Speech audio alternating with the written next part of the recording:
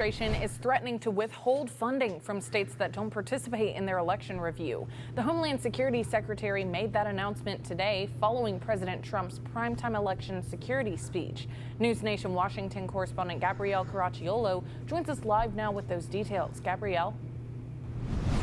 The administration is asking states to look at their the fucking background being all like wildfire shit is like, oh, it's so funny. voter rolls and make security enhancements ahead of the November midterms, and those that refuse to cooperate are being threatened with financial consequences.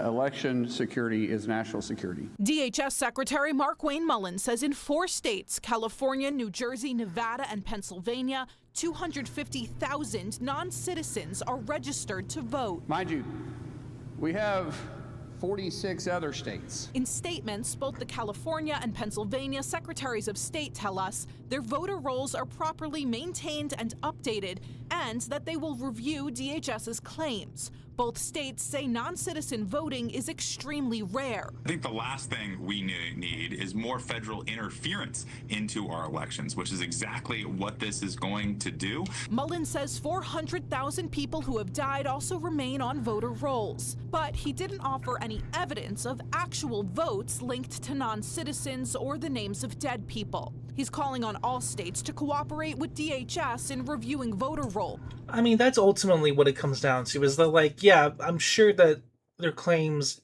I mean, on one hand, I think they're exaggerating because they probably want us to get a reaction. They want people to take this seriously. They want it to be this huge issue, hot button issue.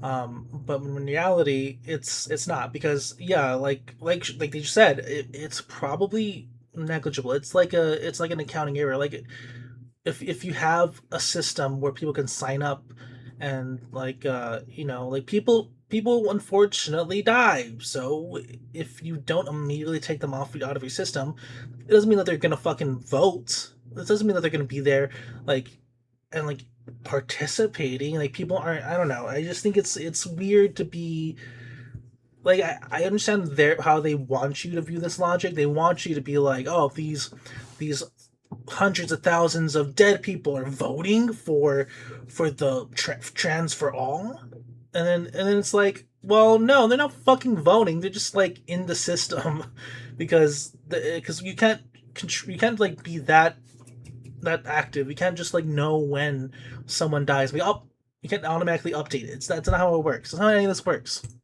If these states want a grant and they want to be reimbursed to work or to run federal elections, they're going to have to implement security issues. Like, what the fuck do you mean? Like, you're just gonna like withhold funding from these states, which are, well, like, blue states. Let's be real. The blue states, they're not gonna come after the red states because I'm sure that they had the same issues, but they're coming after the blue states because it's politically advantageous for them. So they're using money that people need as like a bribe, as some kind of gotcha.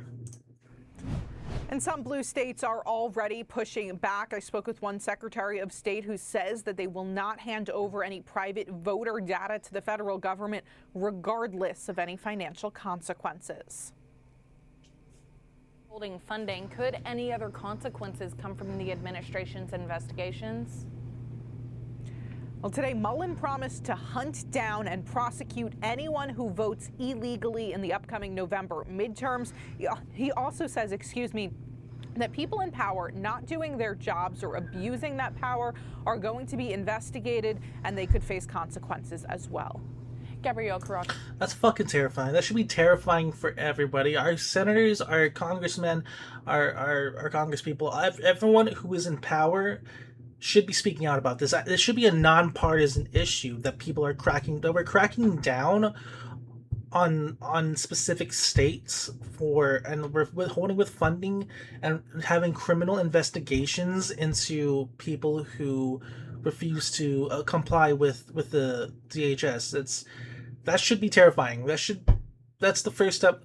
I don't know, it's the first step to fascism. I don't want to be dramatic, but it's the first step to fascism. It's true. They're going to start investigating anyone who disagrees with them, and then they're going to find bullshit charges and charge them with it. They're going to throw the book at them. We've already seen it. We've already seen it with the fucking the ICE anti-ICE protesters who get like maximum like they got the book fucking thrown at them. And someone who wasn't even there during the incident, who was moving magazines, ends up getting like 30 years or something like that. It's fucking insane. Giolo live It's in insane. Washington. It's Thank insane. you.